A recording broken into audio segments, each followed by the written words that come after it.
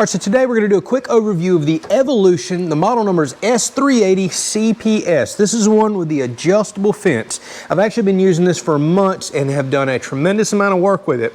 I wanted to do that before we made any kind of review so I could see if there was any issues worth mentioning.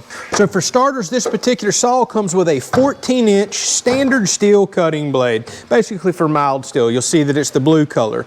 The nice thing about this saw, it's rated to run up to a 15-inch, even larger blade, which will get you additional cutting capacities.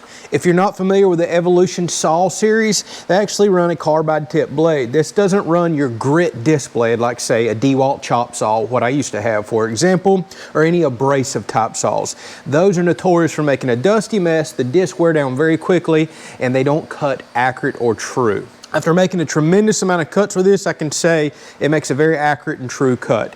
One negative to this is it does make a lot of chips. Let me show you what those look like. And for accessing your chip tray here in the rear, so we'll just turn this nut over and then we'll pull this tray out. So if you take a look in here, I just cleaned this, but you can still see this is what winds up being all over your shop.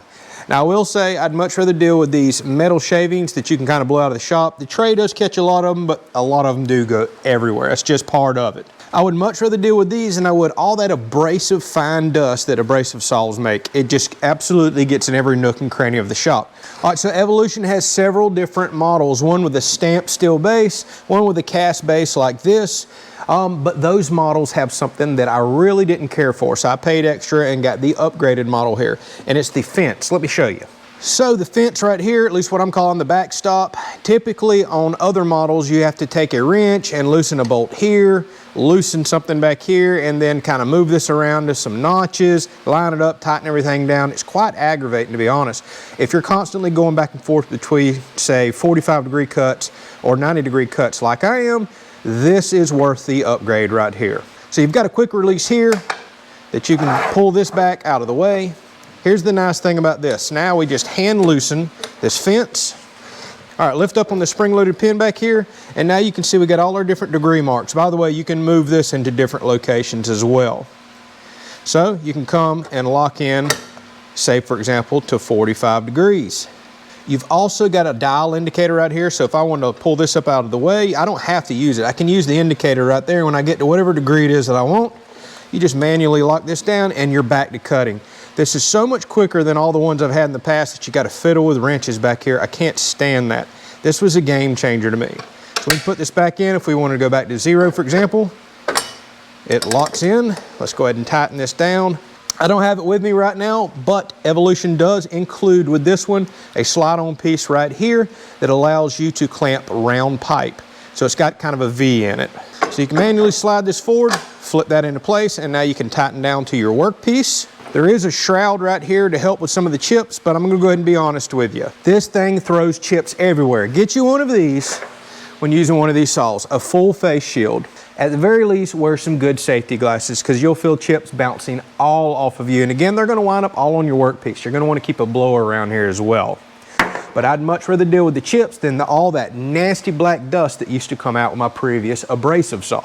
There's also all different types of blades aftermarket for stainless steel cutting, for other types of metal, but the blue steel ones is gonna be the most common everybody's gonna use.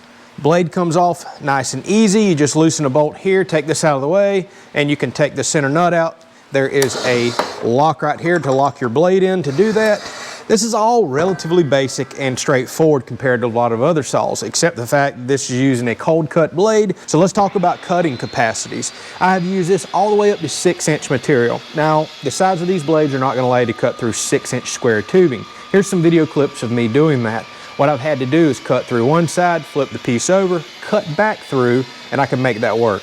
Now I've also cut 4-inch material, which I can cut completely through this on a 90-degree cut. 3-inch, lots of 2-inch, angle iron, rod, everything else.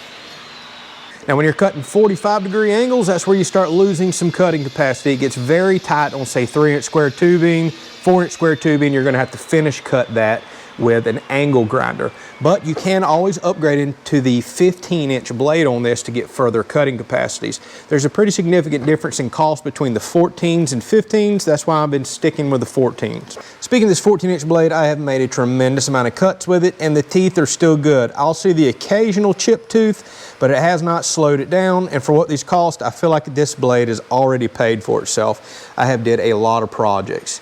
There is a busted tooth right there, for example, if I can get it to focus. See, occasionally you'll get some missing pieces like that right there. So eventually I am gonna have to replace this blade.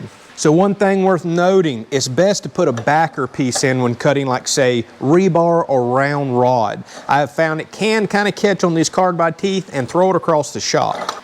And what I mean by backing pieces, say you put a piece of steel here and space the rod out closer toward the center of the blade when it comes down. And for some reason, if I'll pinch the rod against a spacer piece and then have this clamp in right there, if you're cutting more toward the middle of the blade, the piece tends to fall off. I don't experience that on angle iron, square tube, or anything else. It's just round rod, for example, and it's only when I cut it way back here. This can be bolted down to your workbench. I like the fact that you can move it around, although it is quite heavy, but it feels very well built. Handles on the top for carrying. Here's your release to allow this to come up. So let's talk about cutting. Here's some more video clips here. I have cut 1/2-inch bar stock with this right here, flat bar. It cut through it beautiful. It leaves a nice fine finish, and again, the cut is always squared off. I really do like that about it. Anything else I've cut with this, from 1/4-inch wall material down, I mean, majority of you are not going to cut anything any thicker than 1/2, and it had no problem. No doubt it can cut thicker solid stock than that. It doesn't throw all the sparks everywhere like the abrasive saw. Again, the dust, I've used it to cut big pieces of square tubing, angle iron, rebar, round stock, just about anything you could possibly think of. And this is a night and day improvement over an abrasive saw. I will absolutely never go back. So after months of very heavy use here in the shop, I can say this thing has been absolutely wonderful. Zero breakdowns, no problems. It's going to be an excellent addition to the shop. I highly recommend this. I'll put a link down in the description where you can pick one up on Amazon, as well as any of the additional blades. While this is not a sponsored product, I paid full price for it. If you use the link, it does earn me a small commission and allows me to keep making reviews like this. And by the way, if you use that link, it doesn't cost you a dime extra. Hopefully you enjoyed this quick little review. We'll catch you on the next video.